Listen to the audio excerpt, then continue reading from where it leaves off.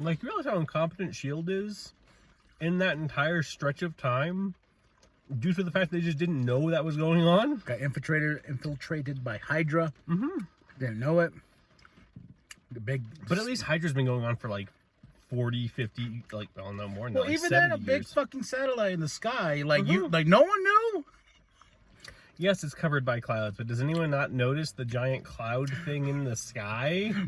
Hey guys, in our atmosphere, there's some weird spot above Russia that's just like Constantly in the move, but, you know. Should we check it out? Nah. Actually, yeah. What up, y'all? Can be the Sexy Ninja. And I'm Doug. Yeah, you probably guess what we're talking about. Black Widow. The 24th movie? Is that where we're at right now? Is 24? Would you say you're in the making or just like it's coming? What? Black Widow. Like, because like I saw it at home. Mm-hmm. I wasn't like, I'm gonna venture out to the theater, because my Father's Day gift, she was like, what do you want for your Father's Day gift? I was like, I just want to watch Black Widow at home. Mm-hmm. It's kind of like Shang-Chi. Like, I'll watch Shang-Chi at home. I'm actually more interested in that movie due to the trailers before Black Widow. The second trailer with Abomination, that's where it sold me. The first one, I was like, well, even the one where he's fighting against the Mandarin himself, and they're fighting over the rings. Yeah, like, I'm a lot more sold on that movie than I initially was. Eternals, same way. That first trailer, it's okay. So Eternals to me, I don't know. We're just going way off this, but Eternals to me seems like an independent film. Like independent Marvel film where you're like, we have Angelina Jolie. Look at Angelina Jolie. We're gonna be artsy. I'm like, okay, that's cool for the most part. But we've been here the whole time. Whole time. That's one of those questions where you go, well, fuck you guys. You've been here the whole time. Like, why has nothing happened? What would happen if Ultron and just wiped out everything? I will say with Black Widow, Red Guardian, one of my favorite scenes in this movie is when he goes, Natasha, you don't have earpiece. Why don't I have earpiece? It wasn't part of the plan. he did that way too many times. Like, it was entertaining the first time, and then he just kept doing it. Oh, come on. When he got shot with you think that's gonna... Okay. And just like kept coming. But yeah, no, that was just his entire character, honestly, was... Because did he ever learn a lesson? Like, worst father, I heard, now in the MCU. The best thing about it was when he was like, I fought Captain America in 93, Wait a minute. Wait, when did you fight Captain America again? 93. He was still on ice by then, Now, to that, I actually have a thought that he's talking about post Endgame Captain America. Yeah, like he was, because he even goes as far as to asking Natasha, who knows Captain America, and he knows Captain America, did they ever talk about me?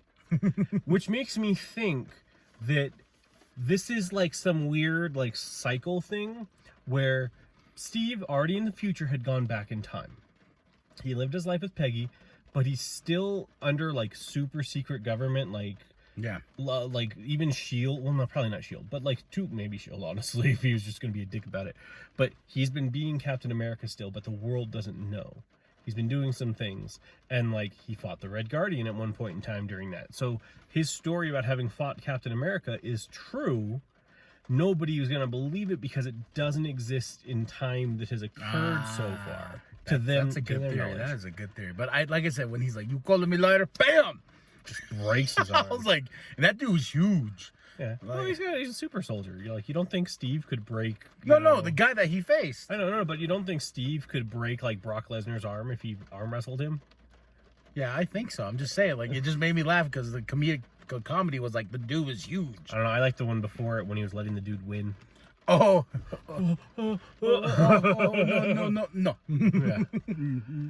Yeah. But yeah, I actually really enjoyed the movie. I thought the Taskmaster thing was okay because I woke up on the Friday it was released and I saw that Taskmaster was trending, and I was like, I bet you $1 they made Taskmaster a female. I bet you $1. That's why everyone's huffing and puffing and getting all crazy on Twitter. I didn't care. I didn't care. A better character. I didn't care either, but I was just like, for a storytelling aspect, I was like, okay, you need something for Natasha with the daughter, because they mentioned that a few times, like, oh, you killed that kid. And then her... Yeah, that's why it was very obvious that it was Taskmaster the entire time. But, and I also was talking to Big Daddy about this, which made me laugh, was how people are like, oh, Taskmaster. I'm like, do you even really know Taskmaster at this point? Like, you know, everyone's discovering these comic book characters because of these movies now.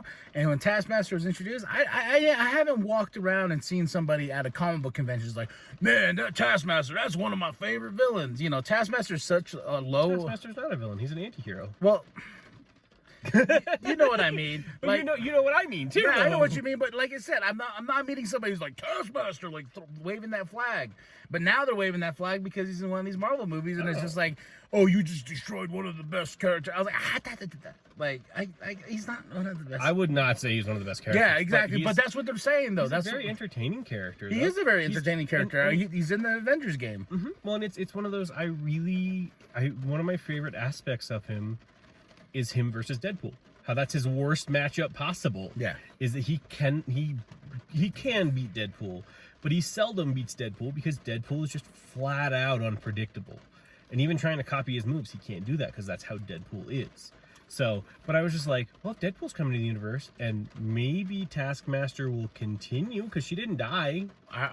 Or the real Taskmaster's still out there. Because he could have mandarin this thing, and you know, because that whole 10 rings thing, you know. I know. Well, but that took how long did that take? I know, right? Like, maybe they learn better now, though. They're like, all right, guys, we'll tease this Taskmaster, but the real one's out there. But can we bring him up faster? Because we waited too long for the 10 rings. But even if that is the real Taskmaster in this universe, I mean, if now that she's unprogrammed, she is a delightful, fun personality. Like, she's still mentally, technically a kid, so she could be very, like, childish and silly. Right now, then grow into that character? Yeah, kind of.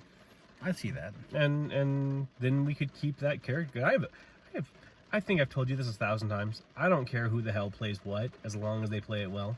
Well, yeah, it's like that was when we were talking about the idea of Michael B. Jordan being Superman. Cool, I'm all for it. Michael B. Jordan's an amazing actor. His biggest mark on his resume to me is Fan Four Stick, against him. But that's not his fault. That was just terrible writing. His fault. But no, I get what you mean. And I'm the same way too. Like, you know, when people start like bitching about these things, and they're like, "Oh my God, you know, Taskmaster, now it's then it's like, the whole I was seeing like, oh, they're showing the stunt guy that was playing Taskmaster.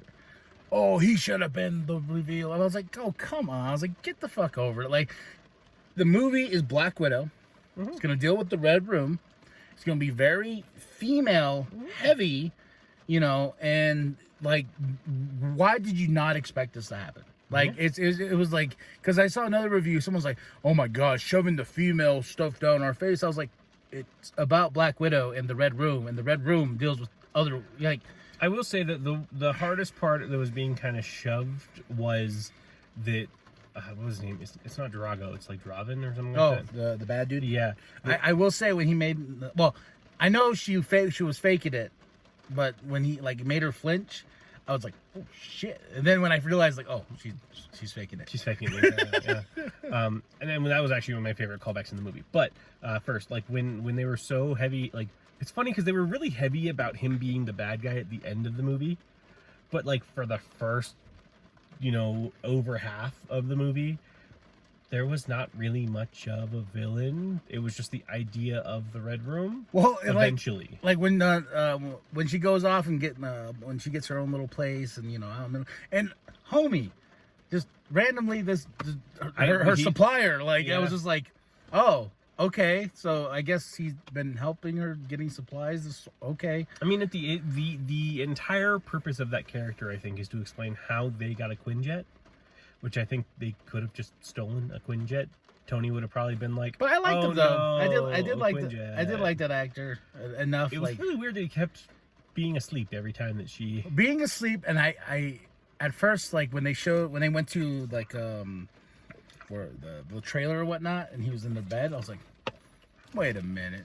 She's trying. She been, she just fucked somebody just to fuck somebody. Then they were like, oh no, this is the guy that supplies. I thought she was breaking into somebody's house. Honestly, see where our minds go. Yeah, no, I thought it was that she was just like sneaking in there to get something, and he was just sleeping there. And then when after she settles and whatnot, out of nowhere, Taskmaster's there. Out of nowhere, I was like, boom! I was like, oh, okay. And that's another thing about this movie. It just doesn't stop. It doesn't stop. It's in your face. I'm saying that's not a bad thing, but you got to admit, in that car chase scene, like especially towards the end when they go down in the subway, It's not even just that. It's when they were on earlier than that. I think when they were on the like roofs going through, and she fell from like 7 stories and yeah, hit everything on the way down. Yeah, and I was like, she's still alive? Yeah. and the girl's like, bam. Yeah, and then the one breaks her leg. Yeah, her leg's just like sideways. And you're like, wait, how did metal things cushion your fall and not hers? I will say her sister was great. I liked her. You're such a poser. That evidently from what I'm seeing, that was not initially in the movie, and then she brought it up. The actress brought it up. Oh, really? Let's put that in the movie then. Oh, when she drops two down, she drops and she poses. She's like, poser. Yeah. Oh my god! And like, I don't know, and what's funny is like Red Guardian was such a great character for me, but also a shitty dad in that aspect of like, wow, you just like it's in the starting of this movie, you just like I get to be their dad was kind of the purpose, like the entire point, and the only reason that he even like kind of cares is because they've done stuff with their lives. Yeah, and he's still not a good dad by the end of the movie. He's not a good dad at that, and it was just so funny. Like it started like I'm gonna be Red Guardian again, I'm gonna, I was just like, oh well. Then he's like, oh, I send my kids off. Wife. They're not his though. Like they weren't biologically his, so he's just like, yeah, whatever. It's part of the job. Now, in his defense over the kids, it was only 3 years of his life, which at that point in time was probably a very small point.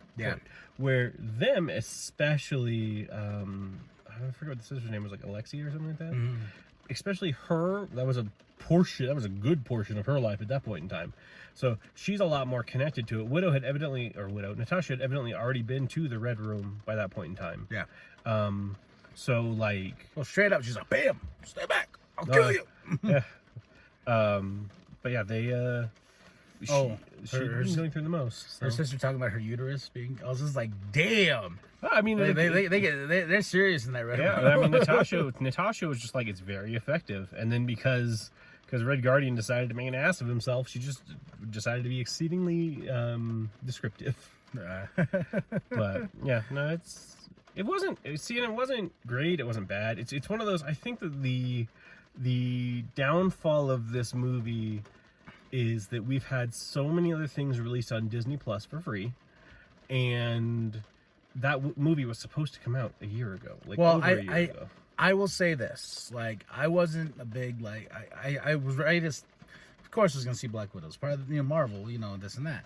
I think it was overdue for this movie to finally come into the picture, but I was going to see this movie regardless. And I will say, like, me and my wife, after we got done watching it, we're like, that was a lot better than what I thought it was going to be. It could have gone one way or it could have gone the other. Could have gone the Captain Marvel way. But that was what it was. At the end of the day, I was kind of like, okay, well, I saw it. And, the end credit scene, too, I will admit was cool, but it was like, okay. It would have been better if it'd come out before Captain and the Winter Soldier. 2, maybe it was, because remember, it was supposed to. No, that's the entire thing. Someone was making a statement before that episode came out for Falcon and the Winter Soldier at the time, that there's a character in this episode that was supposed to be the first time you seeing them in Black Widow's Black Widow movie. But I think it worked better this way, because if you've seen the show, you'd be like, oh.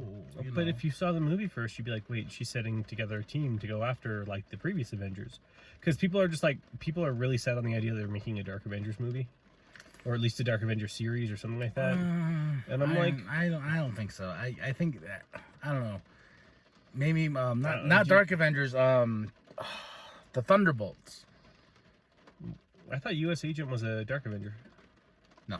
No. Well, there was the other thing. The Dark Avengers was Norman Osborn was the Iron Patriot. Dakin was Wolverine. Bullseye was Hawkeye. Sentry, who was just fucking nuts. I mean, there's a reason that Void exists. Yeah. Penance was on the Thunderbolts team. I thought Penance was on the there's another team that he was on when he because he wasn't always Penance, he was Speedball first, and then the whole reason he became Penance is because he's going after Nitro to put that suit on him, just because he goes, you can keep exploding all you want, buddy, but that's your penance now in that suit. That's a really cool. You know, we're getting too far deep. But no, I don't think there's a Dark. I think there's going to be a team, but it's not going to be Dark Avengers. Yeah. Well, but okay, so the other thing we're missing from the Thunderbolts though is Ross. Well, he's supposed to be the Red Hulk. We could still be getting that. Do you really think that the actor is going to be able to do that? If Harrison Ford can come back for Indiana Jones 5, I think he would be game to be like, just pay me the good money and just CG me up a few times and let's do this, you know. I don't think it would turn out well, to be completely honest. Yeah, well, I think it was a little bit late. You know, they could have introduced the Red Hulk or teased the Red Hulk as we went, but, you know. Oh, there were plenty of opportunities to do that, even in The Incredible Hulk. There was the part when they were in the facility that just had his blood in there. Yeah. And things could have been done at that point. But, no, I just don't think that he's going to happen. I think there's a higher chance that there's going to be... Unless She-Hulk becomes part of it. Yeah, well, I think Red She-Hulk might become part of it, too. Yeah. So well, they are doing a big old, remember World War Hulk? Mm-hmm. Now there's World War She-Hulk now going on in the comic books. Oh, so fair enough. Yeah. But your rating? 7 out of 10. I'll be there. Mm-hmm. Okay, not fantastic, not bad. It's just I think it's marred by where it is in everything going on. I don't know if this movie had come out before Endgame. You know how what's it called? Ant-Man and the Wasp came out, but it was pre-Endgame, and you kind of got that in there. I think it would have been really good, and then you would have seen the tragedy at the end of it of Natasha being a slightly more established character, having that thing on Boromir. But I felt it was a nice send-off. I like how they teased the blonde hair in the starting of the movie. But and at the end of the movie. Yeah. But yeah. 7 out of 10. Tell us what you think. Not the best Marvel movie, but it was a good Marvel movie. Not the worst. Yeah. So tell us what you think in the comments below, what you thought of Black Widow. And after that, like and subscribe, share it with your grandma, share it with your grandpa, share the bum down at Walmart. I am KB the Sexy Ninja. And I'm Doug. Peace.